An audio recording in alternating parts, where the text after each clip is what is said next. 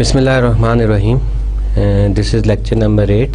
Let's see what we were done in lecture number 7. तो lecture number 7 में हमने क्या किया था कि ट्रायल बैलेंस बनाया था और हमने स्टार्ट यहाँ से किया था कि अगर ट्रायल बैलेंस में एरर आ जाए तो उस एरर को किस तरह फाइंड किया जाता है और उसको किस तरह रेक्टिफाई किया जाता है। And then we move toward the adjustment entries के एडजस्टमेंट एंट्रीज़ क्यों की जाती हैं, कुछ हमने एडजस्टमेंट एंट्रीज़ की थी और उसके बाद हमने ये देखा था कि उन एडजस्टमेंट एंट्रीज़ का जो है वो इनकम स्टेटमेंट और बैलेंस शीट पे क्या इफेक्ट जो है वो आता है। Some time income statement under estimated हो जाती है, सम टाइम जो है ओवर एस्टिमेटेड हो जाती है, and the same balance sheet में जो है उसका इफेक्ट चेक करते थे कि उसका इफेक्ट जो है बैलेंस शीट में क्या आ रहा है।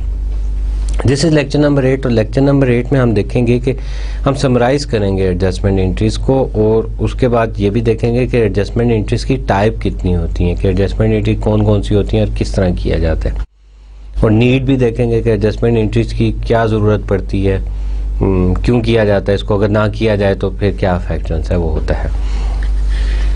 So start lecture number 8। Adjustment entries Adjustment entries are needed whenever revenue or expenses affect more than one accounting year। तो ये तो एक बात हमें पता चली कि रेवेन्यू या एक्सपेंसेस जो है वो जब अफेक्ट कर रहे हो मोर देन वन ईयर या मोर देन वन पीरियड तो तब हमें एडजस्टमेंट एंट्रीज की जो है वो ज़रूरत पड़ती है। Every adjustment entries involve a change in either a revenue और expenses and an assets are the liabilities. अब लास्ट लेक्चर में भी हमने क्या किया था कि हमने देखा था कि कोई भी एडजस्टमेंट एंट्रीज करते हैं तो उसका रेवेन्यू या एक्सपेंसेस पे कोई ना कोई इफेक्ट होता है या फिर उसका इफेक्ट जो है वो आता है एसेट या liability include the owner equity या ऑनर इक्विटी पे उसका जो है वो इफेक्ट आता है। Type of adjustment entries, there are 4 types of adjustment entries जो सी हैं और वो क्यों ज़रूरत पड़ती है। Number 1 is the converting assets to the expenses, कि एसेट्स जो से आप शो करते हैं ऐसे एक्सपेंसेस जो आपने पहले पे कर दिए हैं तो वो आपका एक एसेट है, तो उसको जो है उन एसेट्स को जब आपने एक्सपेंस शो करना हो तो आपको एडजस्टमेंट एंट्रीज की ज़रूरत पड़ती है। Converting liability to the revenue, कि आपने फ़ी जो है वो पहले अर्न कर ली या एडवांस में ले ली तो उसको क्या करना है आपने, अब वो लाइबिलिटीज़ को आपने एज ए रेवेन्यू शो करना, तब आपको एडजस्टमेंट एंट्रीज की ज़रूरत होगी। उसके बाद जो से आपके पास आ जाता है एक्रूइंग अनपेड एक्सपेंसेस, ऐसे एक्सपेंसेस जो भी आपने पे नहीं किए तो उसके लिए जो है एडजस्टमेंट एंट्रीज की ज़रूरत होगी। एक्रूइंग अनकलेक्टेड रेवेन्यू, ऐसा रेवेन्यू जो अभी आपने कलेक्ट नहीं किया या भूल गए थे, जैसे हमने लास्ट लेक्चर में जो है इस किस्म की ट्रांजैक्शन की थी, लेकिन आज इस लेक्चर में हम इसको थोड़ा सा एलेबोरेट कर देंगे ताकि आपके जहन में जो है अच्छी तरह बैठ जाए कि इन ट्रांजैक्शन को किस तरह किया जाता है। तो स्टार्ट करते हैं फर्स्ट वन से कि converting asset to the expenses. तो हमने इसको डिवाइड कर लिया 3 जो है पीरियड्स में, तो प्रायर पीरियड, उसके बाद करंट पीरियड और फ्यूचर पीरियड जो है वो हमने किया।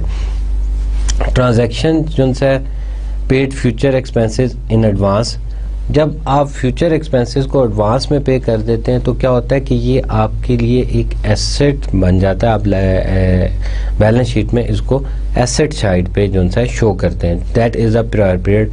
फिर करंट पीरियड जब गुजर जाता है, करंट पीरियड जब वो ख़त्म होने वाला होता है तो एडजस्टमेंट एंट्रीज की ज़रूरत होती है। Recognise portion of the asset consume as expense, वो जो से एसेट जो आपने शो किया था उसका जो पोर्शन कंज्यूम हो गया है उसको आपने अब क्या करना है एज ए एसेट जो है शो करना है। Reduce the balance of the assets account, और जो आपने एसेट शो किया था बैलेंस शीट में अब उसका जो है क्या करेंगे कि बैलेंस जो है वो रिड्यूस कर देंगे विद द सेम अमाउंट जितना आपने एक्सपेंस शो किया था। और उसके बाद अगर वो 2 साल से ज़्यादा का है तो बाकी जो है वो नेक्स्ट ईयर के लिए जो है वो कंटिन्यू जो है वो होता जाएगा। इसमें जो है एग्जांपल हमारे पास जो है वो कौन सी आती हैं, लास्ट लेक्चर में भी हमने किया था, लैंड बिल्डिंग इक्विपमेंट को डेप्रिशिएट किया था। तो डेप्रिसिएशन जो सी हैं, this is the one example कि आप एसेट जो है ख़रीद लेते हैं, उसकी useful life is more than 1 year, और एवरी ईयर एवरी मंथ आप क्या करते हैं कि उसको जो है जितना उसको यूटिलाइज करते हैं, कंज्यूम करते हैं, उतना आप जो है उसको एज ए एक्सपेंस जो है शो कर देते हैं। सप्लाईज जो है ये भी एग्जांपल हमने की थी कि जी सप्लाईज हमने रिसीव कर ली थी और उसके बाद उसको eight the end of month जो है हमने एडजस्टमेंट एंट्रीज की थी। एक्सपायरिंग इंश्योरेंस पॉलिसी जो एक्सपायर हो जाती है, कंज्यूम कर लेते हैं फॉर दैट मंथ, उसको भी आपने शो करना होता है। तो कन्वर्टिंग एसेट टू एक्सपेंस कैसे करते हैं कि एग्जांपल लेते हैं कि आपने क्या किया कि 2400 इंश्योरेंस पॉलिसीज जो है वो कवर की फॉर 12 मंथ्स। तो इसका मतलब ये हुआ कि 2000 insurance policy is for each month at the month of January. On January उसने जो है वेबको ने क्या किया कि insurance policy for 2400 for 12 month जो है वो परचेज कर ली। अब इनिशियल एंट्री जो है उसने क्या की थी, initially the cost of the benefit more than one accounting period are recorded as asset. तो जो भी आपका एक्सपेंस आप एडवांस में पे कर देते हैं और वो बेनिफिट आपको मोर देन 1 ईयर दे रहा होता है, उसको आप क्या करते हैं कि एज एन एसेट शो करते हैं। तो आपने क्या किया कि अनएक्सपायर्ड इंश्योरेंस जो है उसको एज एन एसेट शो कर दिया, अमाउंट इज 2400 और क्रेडिट किया कैश को। You are paying the cash is an asset reduce हो रहा है तो उसको आपने क्या कर दिया, क्रेडिट कर दिया। और नीचे जो है आपने डिटेल मेंशन कर दी परचेज 1 ईयर इंश्योरेंस पॉलिसी। ये एंट्री आपने तब की थी जब आपने इंश्योरेंस जो है वो पे की थी। अब क्या हुआ, the cost are expenses, the cost जो सी थी आपकी एक्सपेंड कर दी आपने as they are use to generate revenue. अब वो जो इंश्योरेंस पॉलिसी थी जब उसने रेवेन्यू जनरेट किया उस टाइम पीरियड के लिए, तो उस कॉस्ट को आपने क्या किया कि एज एक्सपेंसेस शो कर दिया। तो अब जो एडजस्टमेंट एंट्री जो है वो आप क्या करेंगे कि वो जो पोर्शन आपका यूटिलाइज हुआ किसके लिए, रेवेन्यू जनरेट करने के लिए for a specific month of January के लिए। तो जनवरी के एंड में जो है आप क्या किया, 31 जनवरी को आपने एंट्री की इंश्योरेंस एक्सपेंसेस, आपने एक्सपेंस उतना पोर्शन कर दिया 200 को और क्रेडिट किया अनएक्सपायर्ड इंश्योरेंस। तो आपको याद होगा कि अभी हमने पहले क्या कहा था कि एसेट जब मोर देन 1 ईयर बेनिफिट देते हैं तो आप उसको क्या करते हैं कि you convert the asset into expense, asset को एक्सपेंस में कन्वर्ट कर देते हैं। And the second step is that you reduce the asset with the same amount, asset को रिड्यूस कर देते हैं विद द सेम अमाउंट और आपने अनएक्सपायर्ड इंश्योरेंस को क्रेडिट कर दिया, एसेट को रिड्यूस कर दिया with the same amount 200। Insurance expenses for the month of January आपने नरेशन जो है वो दे दी। उसके बाद क्या हुआ कि cost of the assets that benefit future period. अब आपने क्या किया कि जो अनएक्सपायर्ड इंश्योरेंस थी वो आपकी शो हो रही थी 2400 की, 200 की आपने जो है वो कंज्यूम कर ली, एक्सपायर्ड होगी आपकी, तो बैलेंस आपके पास आ गया 2200। और इनकम स्टेटमेंट को जब आप देखते हैं तो इनकम स्टेटमेंट में आपका एक्सपेंस जो है वो जनरेट जो है वो हो जाता है, इंश्योरेंस एक्सपेंसेस। इनकम स्टेटमेंट में क्या किया कि ये जो है स्पेसिफिक पीरियड में इंश्योरेंस पॉलिसी कॉस्ट बनी थी किसका, रेवेन्यू जनरेट करने का, तो आपने इसको स्पेसिफिक पीरियड के इनकम स्टेटमेंट में जो है वो भी शो करना होगा। तो इंश्योरेंस को आपने एज ए एक्सपेंस 200 जो है वो शो कर दिया। सेकेंड हमारे पास आ जाता है the concept of depreciation. Depreciable assets are physical objects that retain their size and the shape but lose their economic usefulness over a time. Depreciation is the systematic allocation of the cost of the depreciable assets to the expenses over the period of its life. हमने पहले जो है वो last lecture में यही किया था कि जो भी एसेट्स आपका है जो आपको बेनिफिट देता है मोर देन 1 ईयर, तो उसको आप डेप्रिशिएट करते हैं उसकी यूजफुल लाइफ में और आप एस्टिमेट करते हैं कि ये एक स्पेसिफिक पीरियड में कितना कंज्यूम हो जाएगा, 1 ईयर, 1 मंथ, 1 क्वार्टर।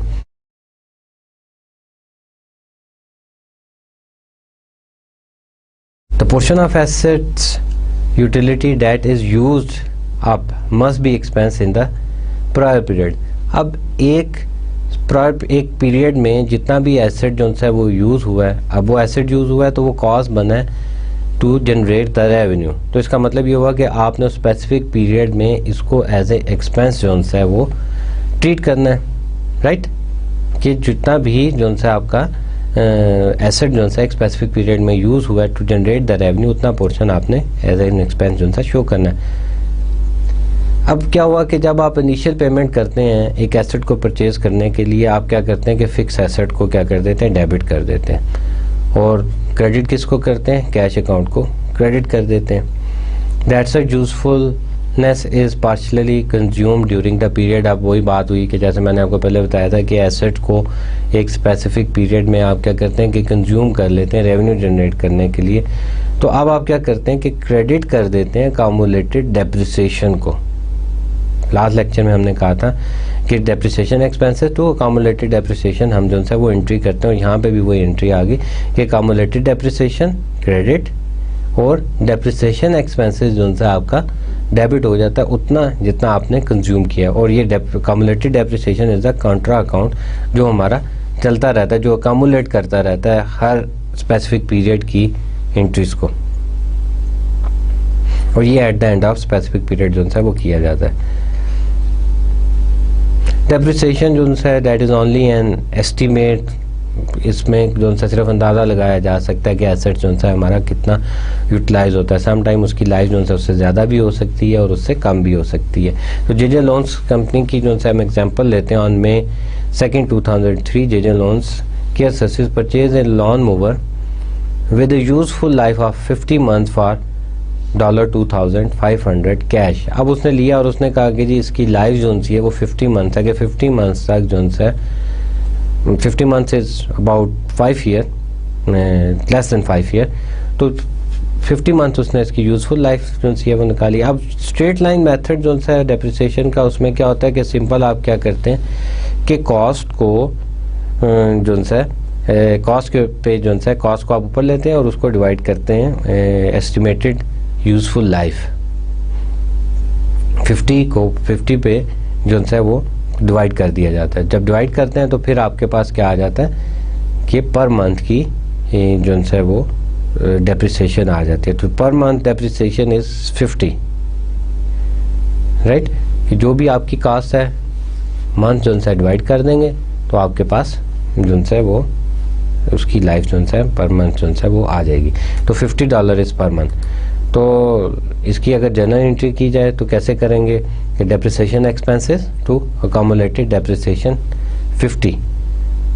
50 डेबिट होगा और 50 जो है वो क्रेडिट हो जाएगा। जनरल एंट्री हमारे पास यही आ जाएगी। तो अकामुलेटेड डेप्रिसिएशन जो है कंट्रा एसेट्स है, ये अकामुलेट होता जाएगा। उसके बाद क्या हुआ कि जेजे ने जो है वो एक ट्रक जो है वो बाय किया था, इसकी कॉस्ट थी 15,000 ट्रक की कॉस्ट थी। Depreciate over 60 months as follow, 16 month में 5 ईयर, और उसकी डेप्रिसिएशन जो सी है उसने कैसे की कि 15,000 डिवाइडेड बाय 60 पे डिवाइड कर दिया, और उसके बाद हमने क्या किया कि उसकी पर मंथ जो है वो निकाल ली। तो वो आपके पास कितनी है 2,500 पर मंथ। अगेन वही एंट्री होगी डेप्रिसिएशन एक्सपेंसेस। आगे हमने ट्रक लिख दिया, ये ट्रक की डेप्रिसिएशन है, to cumulated depreciation of truck that is at the end of May 31st and that is the amount of 250.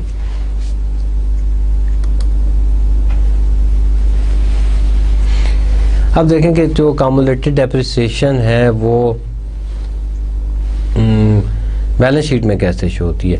मैंने आपको पहले भी बताया था कि जो एसेट्स है वो इसकी कॉस्ट वैल्यू पे जितनी प्राइस पे आपने बाय किया था उतनी प्राइस पे जो है वो शो हो रहा होता है। वो आपने शो कर दिया कितना 2,650 लेस अकामुलेटेड डेप्रिसिएशन 50 जो है वो इस एसेट में से टूल एंड इक्विपमेंट्स में से कंज्यूम हो गया। अब 50 कंज्यूम हुआ तो बैलेंस हमारे पास कितना रह गया 2,600। ट्रक जो है वो आपने 15,000 का बाय किया था। 1 मंथ में कितना कंज्यूम हुआ, कंज्यूम मीन कि कितना यूटिलाइज हुआ in order to generate the revenue that is 250। Remaining balance कितना आ गया 14,750। तो इस तरह हम जो है डेप्रिसिएशन एक्सपेंसेस को बैलेंस शीट में शो करते हैं।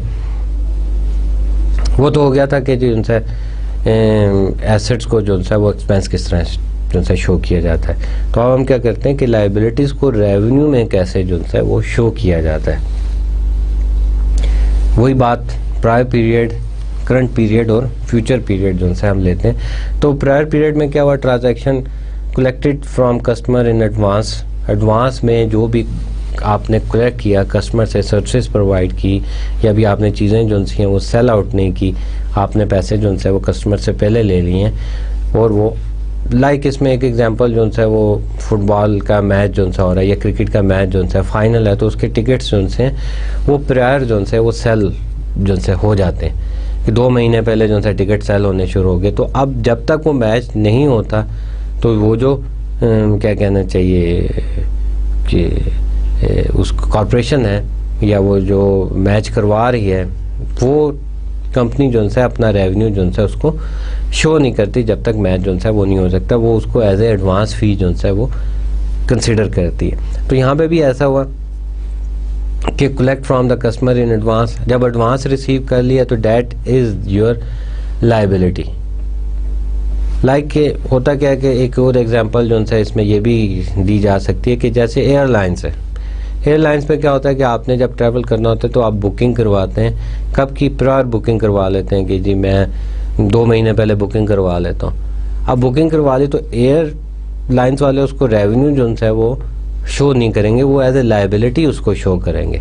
मे भी आपका प्रोग्राम जो है 1 महीने के बाद चेंज हो जाता है, आप कहते हैं कि जी मैं नहीं जा रहा, मैं टिकट यूटिलाइज नहीं करना चाहता, आप उसको वापस ले लेते हैं। तो तब जब तक आप एयरलाइन में ट्रैवल नहीं कर लेते तब तक जो है वो आपका रेवेन्यू जो है वो ट्रीट नहीं होता, that is the liability of the corporation.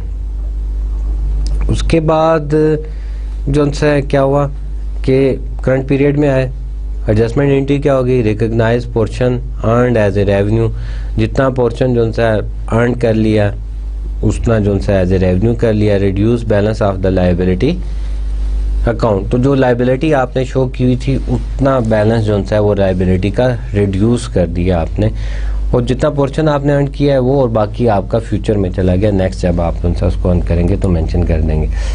Example, very good example, airline जो है वो एग्जांपल है, टिकट जो है वो सॉकर के सेल हुए हैं, अमेरिकन फुटबॉल के एडवांस में, sports team sale of the seasonal ticket. तो these are the very good example जिसमें क्या होता है कि टिकट जो हैं वो एडवांस में सेल कर लिए जाते हैं। तो अगर आपका जो है हो आप जो है PIA की या एमिरेट्स की या किसी भी एयरलाइन का अगर आप बैलेंस शीट उठा के देखेंगे तो उन्होंने लाइबिलिटी साइड पे जो है वो शो किया होगा कि जो उन्होंने अनअर्न्ड रेवेन्यू के नाम से कि अभी आपने उन्होंने एडवांस में रिसीव कर लिए फ़ी या फेयर जो है वो एडवांस में रिसीव कर लिया, तो बुकिंग जो हुई होती है तो वो एज ए लाइबिलिटी जो है वो शो करते हैं।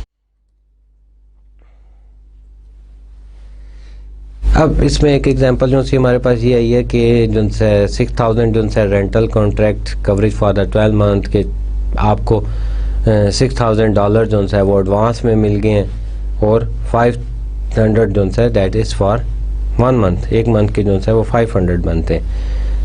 तो इसकी जो है इनिशियल एंट्री क्या होगी और उसके बाद उसकी एडजस्टमेंट एंट्रीज क्या होगी वो देखते हैं। इनिशियल एंट्री क्या की उन्होंने एज ए रेवेन्यू जो है इसको ट्रीट नहीं किया, इसको उन्होंने अगर तो वो उस मंथ का होता तो वो cash account to rental income जो है वो शो करते थे, लेकिन अभी उन्होंने अर्न नहीं किया, दैट इज़ फॉर 1 ईयर। तो 1 जनवरी को उन्होंने क्या किया, एंट्री की cash account to unearned rental revenue. Cash account तो आपको पता है एसेट है, जब एसेट इंक्रीज होता है तो डेबिट करते हैं। Unearned revenue is your liability, liability जो है आपने लाइबिलिटी साइड पे जो है उसको शो किया, तो लाइबिलिटी जब इंक्रीज होती है तो आप क्या करते हैं उसको क्रेडिट कर देते हैं। 6000 रुपीज़ से collected $6000 in advance for rent. This is the initial entry जो इनिशियल तौर पे एंट्री की थी जब आपने रेवेन्यू कलेक्ट किया था इन एडवांस, रेंट आपने एडवांस में कलेक्ट किया था।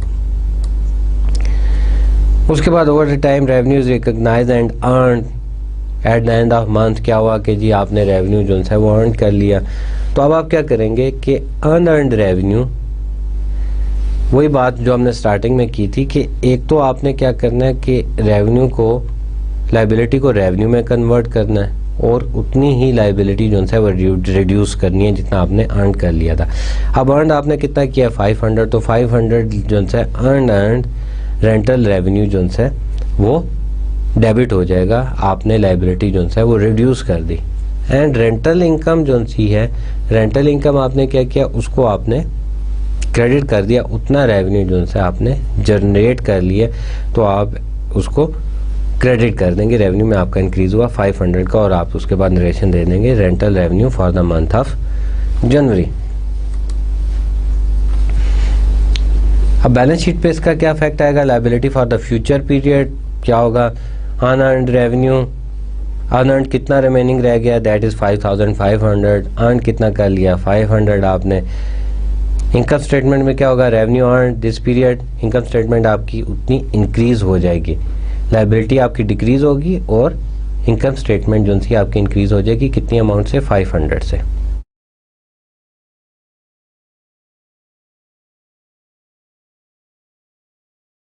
उसके बाद हमारे पास आ जाता है अक्रूइंग अनपेड एक्सपेंसेस, ऐसे एक्सपेंसेस जो आपने अभी पे नहीं किए, आपके एक्सपेंसेस जो है वो ड्यू थे, आपने पे करने थे, अभी आपने वो एक्सपेंसेस जो है पे नहीं किए।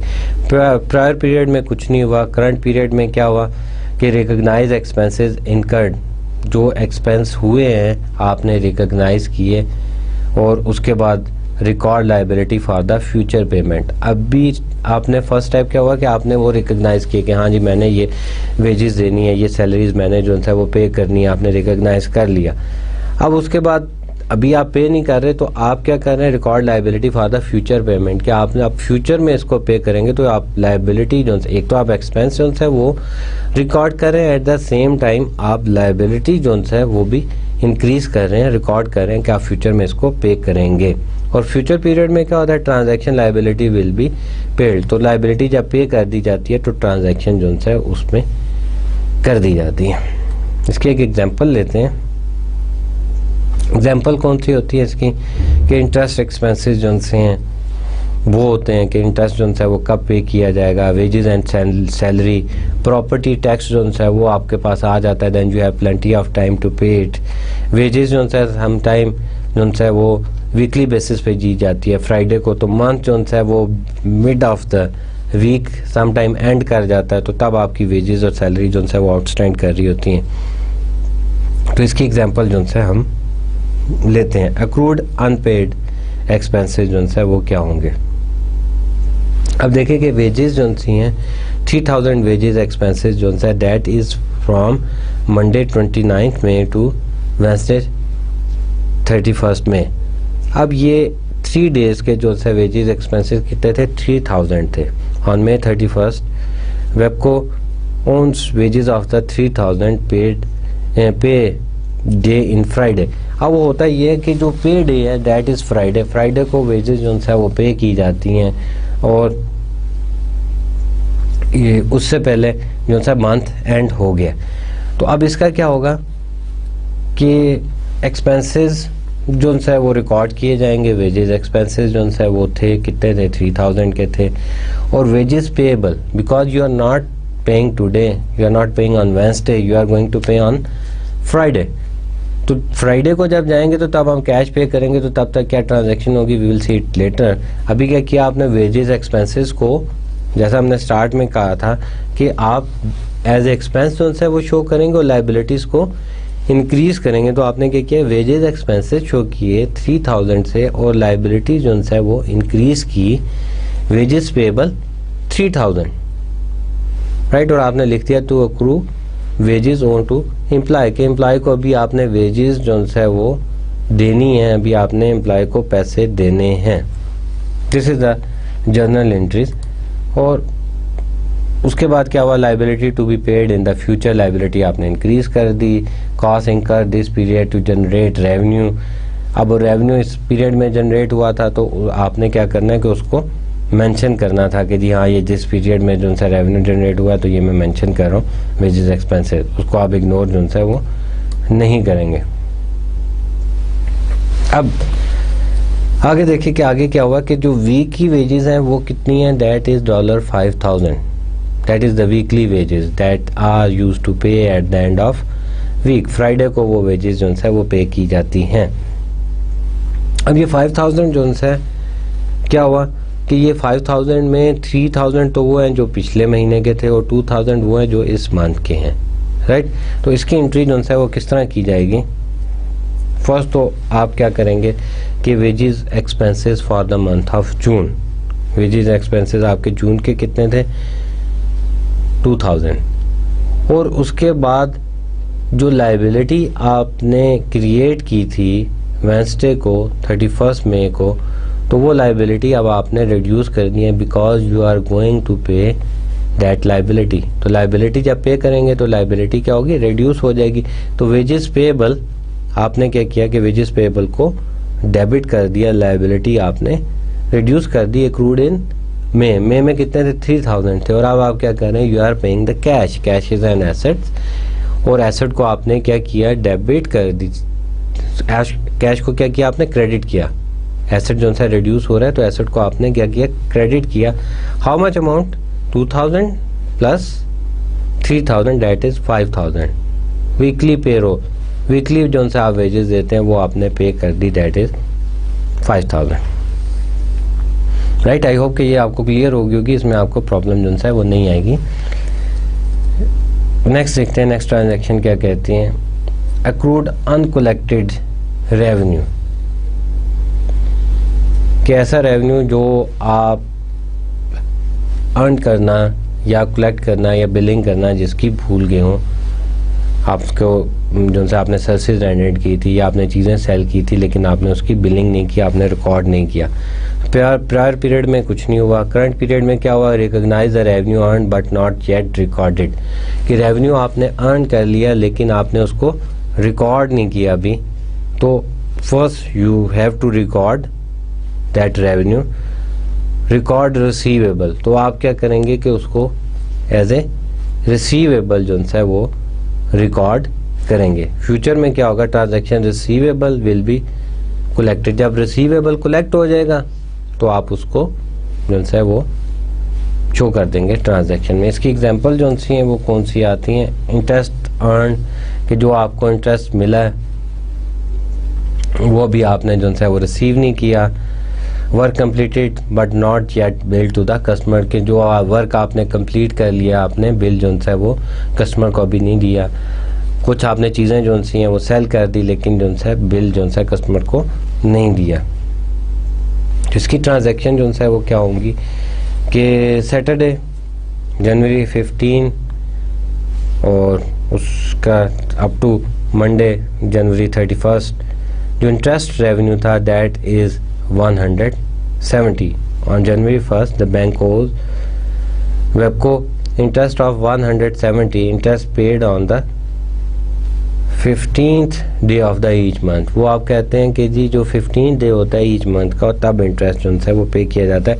31st को interest eight the end of month नहीं किया जाता, मिड ऑफ द मंथ जो है इंटरेस्ट पे किया जाता है। तो 170 अर्न तो कर लिया लेकिन उसको बैंक ने अभी आपको दिया नहीं है, दैट इज़ रिसीवेबल। तो अब इसकी जर्नल एंट्री जो है वो हम कैसे करेंगे कि इंटरेस्ट रिसीवेबल आपने क्या किया कि एक एसेट जो है वो क्रिएट कर लिया कि अभी आपने इंटरेस्ट जो है वो रिसीव करना है। और उसके साथ आपने क्या किया कि इंटरेस्ट रेवेन्यू, और रेवेन्यू जो है आपने अर्न कर लिया उसको आपने मेंशन कर दिया कि हमने रेवेन्यू जो है 170 का अर्न कर लिया है। एट सेम टाइम आप एसेट को जो है वो एसेट क्रिएट करते हैं एंड रेवेन्यू जो है आपने अर्न कर लिया वो आप मेंशन कर देते हैं क्योंकि this is for the month of January. 31 जनवरी को आपने एंट्री कर दी। अब क्या होगा कि रेवेन्यू जब आप अर्न कर लेंगे, कैश रिसीव कर लेंगे, तो उस वक्त क्या होता है? चलें पहले ये देखते हैं कि बैलेंस शीट पे क्या इफेक्ट आ रहा है। Receivable to be collected in future period, कि जो सा आपने फ्यूचर पीरियड में रिसीव करना है अमाउंट, इंटरेस्ट जो सी है वो रिसीव करनी है। इनकम स्टेटमेंट क्या होगा? रेवेन्यू अर्न जो सा आपने मेंशन कर दिया, इंटरेस्ट रेवेन्यू 70 से। अब आप यहाँ पे ये देखें कि जो सा फ्यूचर में आपके पास जो लास्ट मंथ का था इंटरेस्ट रेवेन्यू वो कितना है? 170, और दिस मंथ का कितना है? That is 150। तो टोटल आप कितना रिसीव करें? On 15th of February you will receive 320। तो अब इसकी ट्रांजैक्शन क्या होगी? एक तो आपके कैश मिल रहा होगा, राइट, दैट इज़ 320। और उसके बाद आपका जो सा रेवेन्यू वो इंक्रीज़ हो रहा है। एक तो रेवेन्यू आप पिछले मंथ का शो कर चुके हैं, but this is for the month of Feb, तो फरवरी में जो सा है वो आप उसमें ये शो करेंगे, दैट इज़ 150। और उसके बाद जो आपने एसेट आपने बिल्ड किया था अर्नड रेवेन्यू का, या sorry that you increase the asset, जो आपने एसेट इंक्रीज किया था वो कौन सा था, इंटरेस्ट रिसीवेबल, तो उसको आप रिड्यूस कर देंगे। अब देखें कि जर्नल एंट्रीज क्या हुई कि कैश आपके पास आया, कैश कितना है 320। अब ये कैश जो है वो किस सिलसिले में आ रहा है, interest revenue is for February 150 and interest receivable जो आपने क्या किया था कि एज एन एसेट जो है वो शो किया था, उसको अब एसेट को डिक्रीज कर देंगे, that is 170 to record interest received.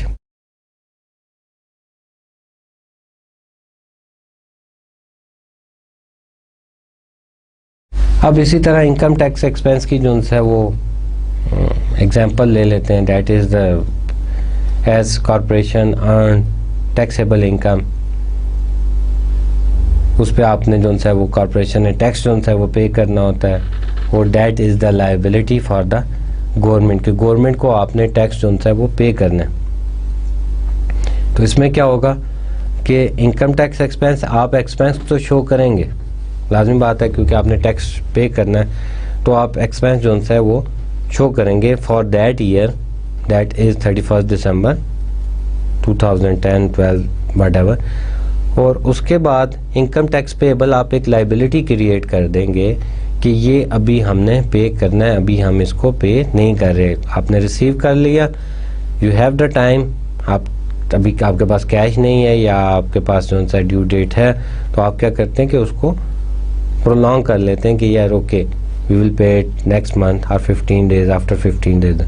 तो एक तो आपने क्या किया कि एक्सपेंस जो है वो जनरेट कर लिया कि इनकम टैक्स एक्सपेंस वो आपने शो किया, और उसके बाद आपने क्या किया कि इनकम टैक्स पेएबल आपने एक लायबिलिटी क्रिएट कर ली 780 की, दैट इज़ एन एस्टिमेटेड।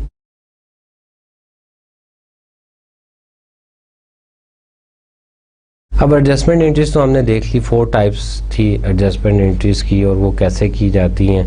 अब ये देखते हैं कि एडजस्टमेंट एंट्रीज और अकाउंटिंग प्रिंसिपल किस तरह जो है वो मैच करते हैं। Cost are match with the revenue in 2 ways. Number 1 is the direct associate of cost with specific revenue transaction, and the second is the systematic allocation of the cost over the useful life of the expenditure. This is the 2 methods कि इन 2 method से जो है उसको match किया जो है वो जा सकता है। The concept of materiality, any item is a material if knowledge of the item might reasonably influence the decision of the user of the financial statement। तो अब यहाँ पे क्या कह रहे हैं कि मटेरियल क्या है, any item is a material, कोई भी ऐसी चीज़ जिसको हम मटेरियल कह सकते हैं। If knowledge of the item might reasonable, मतलब अगर उसकी खबर जो सा है वो डिसीजन मेकर के इन्फ्लुएंस को चेंज कर दे।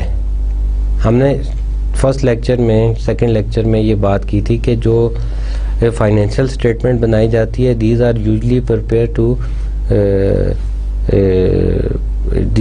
Prepare to helpful the decision maker. तो डिसीजन मेकर कौन कौन से थे, स्टेक होल्डर कौन कौन से थे, इंटरनल और एक्सटर्नल थे। जब फाइनेंशियल स्टेटमेंट बन जाती है और उसके बाद वो उसको देखने के बाद उससे डिसीजन लेते हैं। अब हमारे पास ये है कि ऐसी चीज़ जो उनके डिसीजन को इन्फ्लुएंस कर सके, चेंज कर सके, तो that come into the material. तो उसमें क्या होता है कि many companies immediately charge the cost of the material item to the expenses.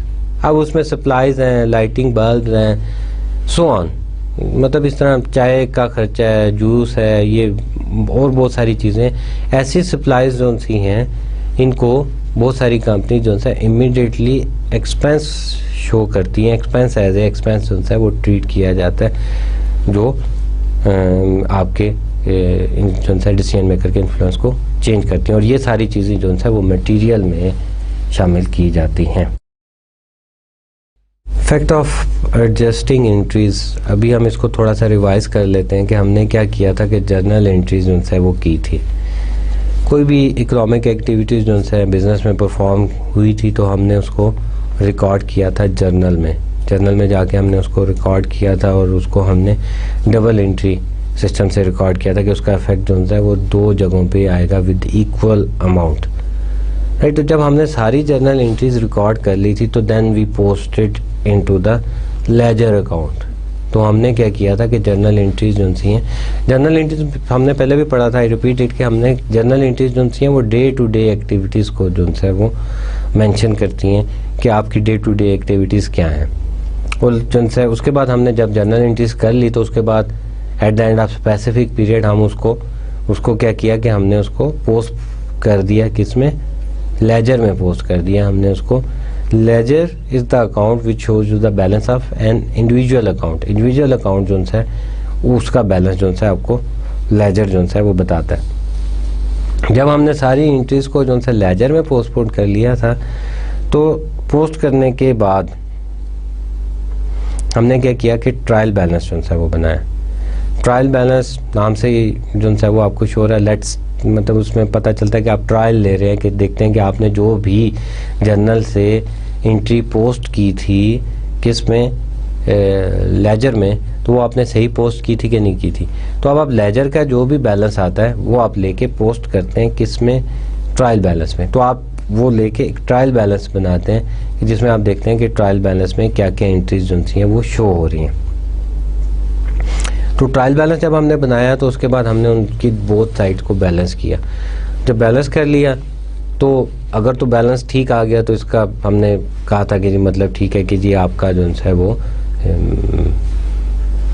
Entries जो है वो सही पोस्ट हुई हैं। अगर उसमें एरर आ गई तो जब एरर आती है तो उसमें हमें पता चलता है कि यार इसमें देयर इज समथिंग रॉन्ग, कि अब इसमें एरर आ गई है, तो अब हमने कोई गलती की है, या तो हमने जर्नल एंट्री गलत की थी या फिर हमने उसको लेजर में गलत पोस्ट किया था, ऐसा हुआ। तो फिर हमने क्या किया कि हमने उसको फाइंड करने की कोशिश की कि उन एंट्रीज़ को फाइंड किया जाए कि जो गलत रिकॉर्ड हुई थी, विच आर रॉन्ग। कि फिर हमने ये भी देखा था कि शायद आपने जर्नल एंट्री गलत कर दी हो, अमाउंट गलत पुट कर दी हो, एंट्री करना भूल गए हो, डेबिट क्रेडिट गलत कर दिया हो, गलत अकाउंट में पोस्ट कर दी हो। हमने उसको ट्रायल बैलेंस को हमने क्या किया था कि रीचेक किया था, उसको दोबारा चेक किया और उसमें जो भी एरर आई थी उस एरर को एलिमिनेट किया। और हमने ये भी देखा था कि वो उस एरर को किस तरह, कौन सी एंट्री करके उस एरर को ख़त्म किया जा सकता है। जब वो हमने कर लिया तो उसके बाद हमने देखा कि जी at the end of adjustment entry करनी थी, कि एडजस्टमेंट एंट्री जो है वो क्यों की जाती है, या एडजस्टमेंट एंट्रीज़ की क्या रिक्वायरमेंट होती हैं। फिर जब हमने एडजस्टमेंट एंट्रीज़ को फर्स्ट हमने रिकग्नाइज़ किया कि जी हमने उसमें पढ़ा कि जी कुछ आपके एक्सपेंस थे जिसको आपने एसेट शो कर दिया था, कुछ आपके रेवेन्यू थे जो आपने लाइबिलिटी शो किया हुआ था। तो फिर हमने क्या किया था कि एडजस्टमेंट एंट्रीज़ जो थी वो करना सीखी। और जब एडजस्टमेंट एंट्रीज़ हमने करना सीख ली तो उसके बाद हमने क्या किया कि जो है नेक्स्ट जो है हमने एडजस्टमेंट एंट्रीज आज के लेक्चर में भी की। और अब जो सा आ रहा है अब हम क्या करेंगे कि we will make the adjusted trial balance, के एडजस्टेड ट्रायल बैलेंस जो है वो बनाएंगे। क्या है कि एडजस्टमेंट एंट्रीज के बाद एडजस्टेड ट्रायल बैलेंस जो है वो क्या शो करता है। तो एडजस्टेड ट्रायल बैलेंस जो है हमने एडजस्टमेंट एंट्रीज को कर लिया। अब एडजस्टेड ट्रायल बैलेंस जो है वो हम नेक्स्ट चैप्टर में स्टार्ट करेंगे। This is the end of chapter number 4। तो लेट्स सी कि चैप्टर नंबर 5 में जो है वो क्या होगा कि एडजस्टेड ट्रायल बैलेंस के बारे में हम जो है चैप्टर नंबर 5 में बात करेंगे। This is new chapter. तो अब हमारे पास जे लोन्स कंपनी का ट्रायल बैलेंस जो है वो आया हुआ है। This is the adjusted trial balance. और इसमें जो आपको अदर देन ब्लू कलर्स नज़र आ रहा है दैट इज़ द एडजस्टमेंट। तो एडजस्टमेंट जो सी हैं वो कौन कौन सी हैं हमारे पास, that is the cumulated depreciation, tools and equipment की कम्युलेटेड डेप्रिसिएशन जो सी है वो हमने एडजस्टमेंट एंट्री की थी। ट्रक की कम्युलेटेड डेप्रिसिएशन की हमने एंट्री की थी 250 की, और एट द एंड यही हमने शो किया था depreciation expenses tool and equipment और डेप्रिसिएशन एक्सपेंसेस ट्रक। हमारा जो है ट्रायल बैलेंस जो है वो बराबर आ गया 22,200। और अब इसके बाद हम देखते हैं कि फाइनेंशियल स्टेटमेंट जो है उस पर क्या इफेक्ट होगा, वो कैसे बनेगी जे लोन्स की। जे लोन्स आपने नाम मेंशन किया, income statement for the month ending में 31, 2003। सेल्स रेवेन्यू कितना था 750। अगर आपको याद होगा तो हमने एडजस्टमेंट से पहले सिर्फ हमने गैसोलीन एक्सपेंसेस जो है वो शो किए थे, डेट इज़ 50। लेकिन आप जो सा एक्सपेंसेस जो है वो इंक्रीज़ कर गए। डेप्रिसिएशन एक्सपेंसेस जो है वो हमने डाले हैं टूल्स एंड इक्विपमेंट के टूल जो है वो $50 का यूज़ हुआ है इस मई के मंथ में रेवेन्यू जनरेट करने में। और ट्रक कितना यूज़ हुआ है, ट्रक जो है that is used 250 to generate the revenue for the month of May.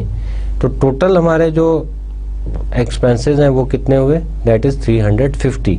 तो पहले जो हमारे टोटल एक्सपेंसेस थे before adjustment entries that is only 50। तो अब हमारे पास कितने आ गए, दैट इज़ 350। और जब हम रेवेन्यू से एक्सपेंसेस को माइनस करते हैं तो हमारे पास नेट इनकम आ जाती है। नेट इनकम इज़ 400 और वो कहाँ पे शो की जाती है, that is shown on the right side of the balance sheet, जो लाइबिलिटी साइड है under the head of the owner equity. अब क्या हुआ, statement of retain earning. The statement summarise the increases and decreases in the retain earning during the period. Statement of retain earning क्या show करता है कि जितना भी आपका ड्यूरिंग द पीरियड इंक्रीज या डिक्रीज हुआ है किस में, अर्निंग में, वो शो करता है। बिजनेस अर्न करता है तो वो इंक्रीज को शो करता है। डिविडेंड अगर आपने पे किया है और बिजनेस को लॉसेज हुए हैं तो वो क्या शो करता है, रिटेन अर्निंग का डिक्लाइन को जो है वो शो करता है।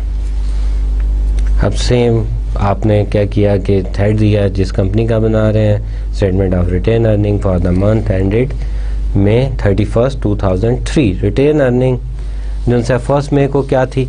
अब क्या होता है कि जो भी प्रीवियस मंथ का या प्रीवियस ईयर का बैलेंस होता है उसको आप कैरी करते हैं और आप यहाँ पे लिख देते हैं that is the balance at the starting of the month. Starting of the month जो है रिटेन अर्निंग कोई भी नहीं थी। Add net income for the May में कितनी इनकम हुई आपको, डेट इज़ 400। और आपने लेस डिविडेंड, डिविडेंड कितना पे किया, डिविडेंड पेड यू 200 आपने डिविडेंड पे किया, वो माइनस कर दिया। तो नेट इनकम से जब आपने माइनस किया डिविडेंड को तो आपके पास रिमेनिंग अमाउंट रहेगी, that is the retain earning that is on May 31, 2003, that is 200। अब आप ये देखें कि हमने पहले ट्रांजैक्शन की थी, डिविडेंड जो है जब भी पे किया जाता है तो वो क्या करता है कि ऑनर इक्विटी को जो है वो डिक्लाइन कर देता है या आपकी रिटेन अर्निंग जो है उसको डिक्लाइन कर देता है। तो यहाँ पे भी क्या हुआ कि जो है डिविडेंड पे किया गया तो उसने क्या किया कि जो है रिटेन अर्निंग जो है आपकी रिड्यूस होगी।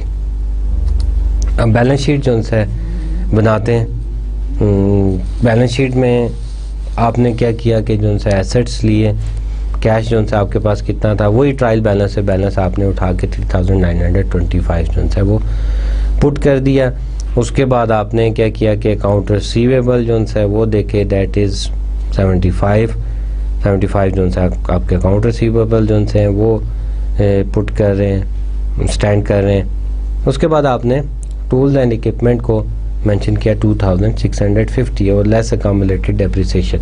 इस कॉस्ट पे आपने टूल इक्विपमेंट जो है वो बाय किया था वो मेंशन किया और उसके बाद आपने अकामुलेटेड डेप्रिसिएशन जो है वो माइनस कर दी, दैट इज़ 50।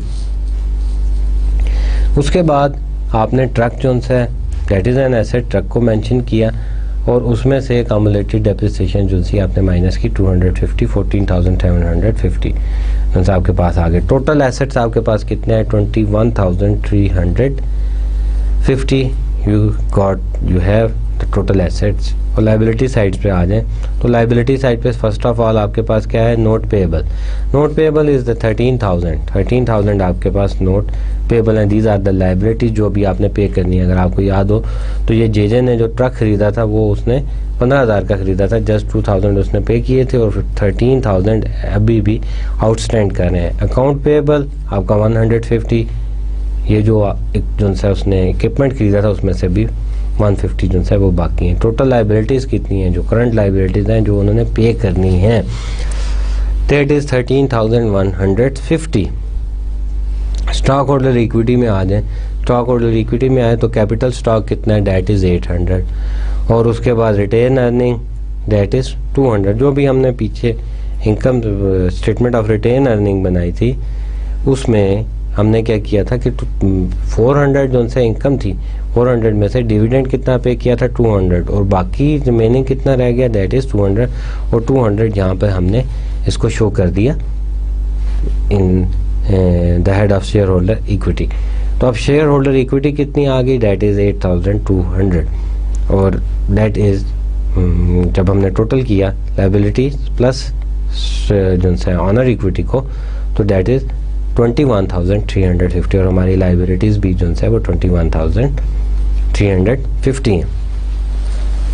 अब देखते हैं कि जो है स्टेटमेंट ऑफ कैश फ्लो जो है वो किस तरह बनाई जाती है। और अगर आपको याद हो तो स्टेटमेंट ऑफ कैश फ्लो के बारे में मैंने आपको ये बताया था कि जो कैश फ्लो स्टेटमेंट है वो सिर्फ कैश को ही कंसिडर करती है, जिसमें हमने जो है 4 एक्टिविटीज़ को जो है वो कंसिडर किया था, ऑपरेटिंग एक्टिविटीज़, फाइनेंसिंग एक्टिविटीज़ और इन्वेस्टिंग एक्टिविटीज़। ऑपरेटिंग एक्टिविटीज़ में अगर हम देखें तो क्या आता है हमारे पास कि cash flow from the operating activities, cash receive from revenue transaction, cash आपके पास आया, रेवेन्यू जो से आपको मिला that is 750। Cash paid for the expenses, जो गैसोलीन के आपने एक्सपेंस पे किए थे।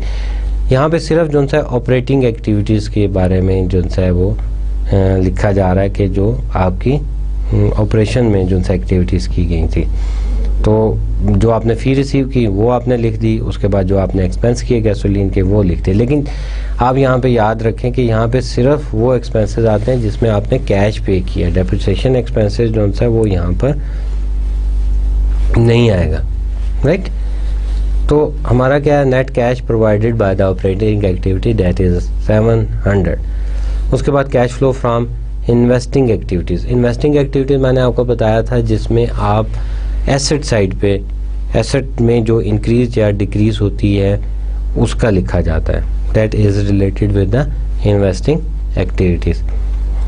तो इन्वेस्टिंग एक्टिविटीज़ में क्या हुआ, परचेज ऑफ जो है आपका लॉन मूवर, उस पर कितना कैश पे किया, दैट इज़ 2,500 ब्रैकेट में लिख दिया, it mean you are paying it. Purchase of truck, truck आपने परचेज किया था 15,000 का, but here you are mention 2,000 mention करें क्योंकि आपने कैश जो है वो पे किया 2,000। तो मैंने आपको पहले भी बताया था कि जितना आप कैश पे करेंगे उतना आप जो है यहाँ पे मेंशन कर देंगे। फिर नेक्स्ट ट्रांजैक्शन क्या हुई कि आपने जो है रिपेयर पार्ट्स जो है कुछ आपके पास ज़्यादा आ गए थे, वो आपने जो है सेल कर दिए थे किसी और कंपनी को, तो एसेट्स आपका डिक्रीज़ किया और उसकी वजह से आपको कैश रिसीव हुआ। जितना कैश रिसीव हुआ उतनी अमाउंट आपने मेंशन की, दैट इज़ 75। उसके बाद क्या हुआ कि पेमेंट जो है फॉर रिपेयर पार्ट्स, जो रिपेयर पार्ट्स आपने ख़रीदे थे उसकी आपने पेमेंट्स नहीं की थी, कुछ पैसे रहते थे या आपने क्रेडिट पे परचेज़ किए थे, तो 150 जो है आपने पे कर दिए। उसके बाद आपने टोटल किया तो नेट इफेक्ट जो आया, net cash use by investing activities. का मतलब ये हुआ कि इन्वेस्टमेंट जो आपने किया एसेट्स में उसके लिए कैश जो है कितना यूटिलाइज हुआ है, दैट इज़ 4,557। तो ये एक पॉजिटिव साइन को शो करता है क्योंकि जितनी ज़्यादा इन्वेस्टमेंट बिजनेस में की जाती है उतना ज़्यादा रेवेन्यू जो है वो जनरेट किया जाता है। नेक्स्ट हमारे पास आ जाता है cash flow from financing activities. Financing activities जो सी हैं उसमें कितना कैश फ्लो है, financing activities related with the owner, liability side पे को जो है वो शो करता है।